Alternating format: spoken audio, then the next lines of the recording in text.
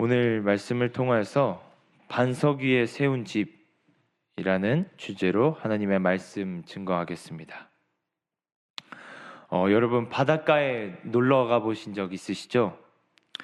저는 어릴 때 바닷가에 놀러 가면 항상 모래를 파서 그 속에 손을 넣고 두꺼봐 두꺼봐 헌집 줄게 새집 다오 라고 노래를 부르면서 항상 바닥을 파고 또 모래성을 견고하게 짓고자 했던 기억이 있습니다. 이 모래성을 쌓을 때는 최대한 견고하고 단단하고 이쁘게 지으려고 열심을 다하여서 성심성의껏 짓고 쌓아 올리게 됩니다. 하지만 그렇게 열심히 쌓은 모래성은 파도가 한번 몰아치고 가면은 그곳에 모래성의 흔적조차 없이 다 무너지고 사라지게 됩니다.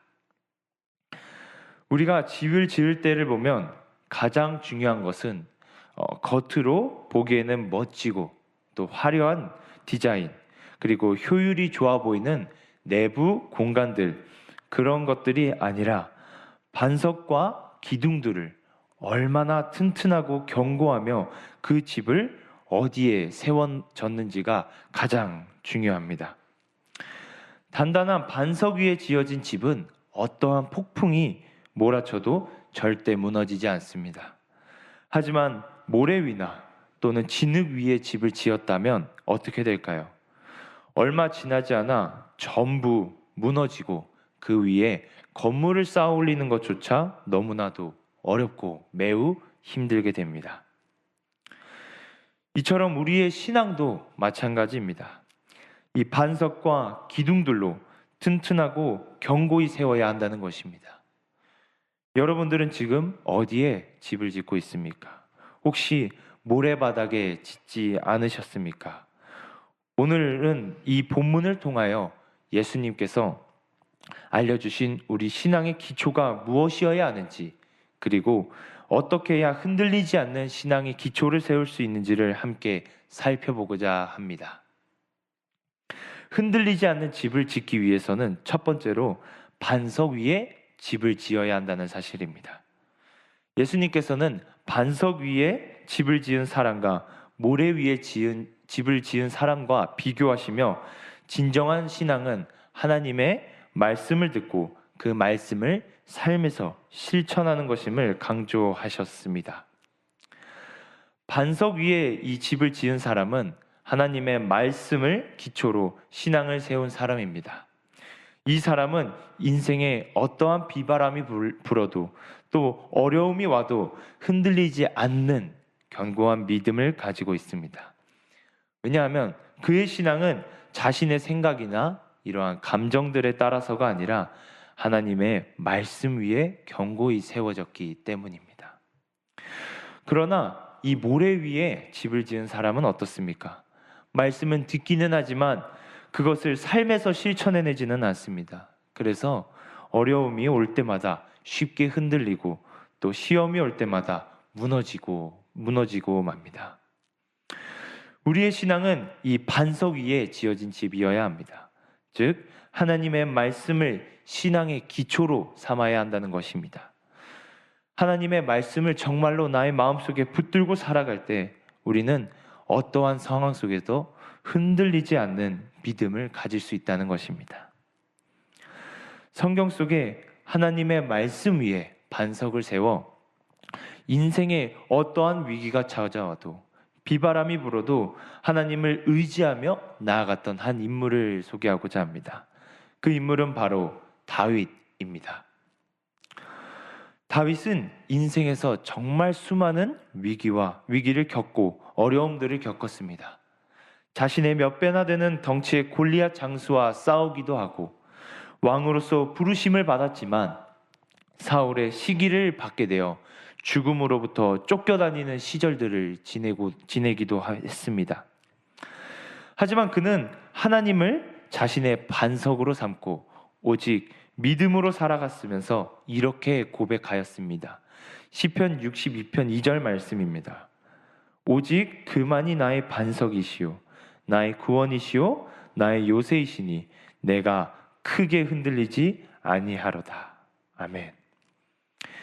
다윗은 이 사울에게 쫓기고 또 전쟁 속에서 생사의 갈림길에 놓였으며 가정의 아픔도 겪었습니다. 그러나 그는 이런 무수한 어려움들 속에서, 그런 비바람들이 몰아치는 그런 상황 속에서도 결코 무너지지 않는 믿음을 보여주었습니다. 왜냐하면 그의 신앙은 하나님의 말씀이라는 튼튼한 기초로 반석 위에 집을 지었기 때문입니다. 그의 다윗의 삶처럼 우리 또한 마찬가지입니다. 우리의 감정은 너무나도 연약하여 늘 변하지만 하나님의 말씀은 영원토록 변함이 없다는 사실입니다. 그러므로 이 변함이 없는 영원한 하나님의 주님의 말씀 위에 우리가 기초로 삼고 집을 지어서 살아간다면, 다윗처럼 힘들어서 내 눈앞에 이 모든 것들을 포기하고 싶을 때, 감당할 수 없는 시험과 환난이 닥쳐올 때에도 절대 흔들리지 않는 믿음을 가질 수 있다는 것입니다. 또 우리의 신앙을 더욱 단단하게 하기 위해서 필요한 것은 바로 우리들의 올바른 신앙 고백 위에 이 집을 지어야 한다는 것입니다. 마태복음 16장에 보면 우리가 잘 아는 위대한 고백을 했던 베드로를 볼 수 있습니다. 예수님께서 제자들에게 이렇게 묻습니다. 너희는 나를 누구라 하느냐? 이에 베드로가 예수님께 이렇게 고백합니다. 주는 그리스도시요 살아계신 하나님의 아들이시니이다. 예수님께서는 베드로의 이 고백을 들으시고 이렇게 말씀하여 주셨습니다. 내가 이 반석 위에 내 교회를 세우리니 음부의 권세가 이기지 못하리라. 여기서 예수님께서 말씀하신 이 반석은 바로 예수님을 향한 올바른 신앙의 고백이었던, 베드로의 올바른 신앙의 고백이었던 것입니다. 우리가 아무리 많은 선행들을 행하고 또 교회에서 열심히 봉사하며 아무리 수많은 기도하는 시간을 많이 갖는다고 하여도 예수님이 우리의 구원자이시며 우리의 삶의 주인이심을 이 고백하는 참된 신앙 고백에 우리의 마음속에 자리 잡지 않는다면 우리의 신앙은 온전할 수가 없다는 사실입니다. 신앙은 단순히 행위로만 완성되는 것이 아닙니다. 우리가 하나님의 뜻을 따라 살아가기 위해 노력하는 것도 중요하지만 그보다도 더 먼저 기초가 되어야 할 것은 예수님이 우리의 구원자이심을 믿고 고백하는 것이 가장 중요하다는 사실입니다. 올바른 신앙 고백은 우리의 삶을 변화시키고 또 신앙을 더욱 견고하게 만들어줍니다. 베드로는 이 고백을 한 이후에 수많은 연단을 거쳤고 수많은 핍박과 고난 속에서도 결국 교회의 기초가 되는 사도가 되었습니다. 우리도 이 베드로처럼 예수님을 온전히 고백할 때 이 흔들리지 않는 신앙을 가질 수 있다는 것입니다. 우리는 신앙생활을 하며 정말 수많은 선택과 순간들을 맞이하게 됩니다. 그때마다 나는 예수님을 나의 주님으로 진정 고백하고 있는가 한번 돌아봐야 합니다. 말씀을 듣고 실천하는 것도 중요하지만 그 실천의 중심에는 반드시 예수님이 계셔야 한다는 사실입니다. 우리의 실천의 중심에 예수님이 계실 때 그제서야 우리의 신앙이 진정한 반석 위에 세워질 수 있다는 사실입니다. 이제 말씀을 맺고자 합니다.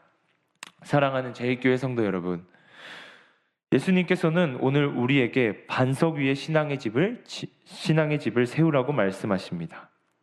이 말은 단순히 교회를 열심히 다니고 종교적인 행위를 한다 이런 것에서 그치는 것이 아닙니다. 우리의 신앙을 하나님의 말씀을 기초로 삼고 말씀을 청중하며 그의 말씀대로 살아가는 것이 가장 중요하다는 것입니다. 그리고 그 위에 예수 그리스도를 향한 우리들의 올바른 신앙 고백을 세울 때 우리는 어떠한 시험과 환난이 와도 무너지지 않는 반석 위에 집을 세울 수 있습니다. 우리가 우리의 삶을 반석 위에 세울 때 어떤 비바람과 어려움이 와도 천국의 기쁨을 누리는 신앙을 살아갈 수 있습니다. 오늘도 우리의 인생을 반석 위에 세우며 예수님의 말씀과 신앙 고백 위에서 흔들리지 않는 믿음으로 살아가는 저와 여러분들이 되시기를 주님의 이름으로 축복합니다. 기도하겠습니다.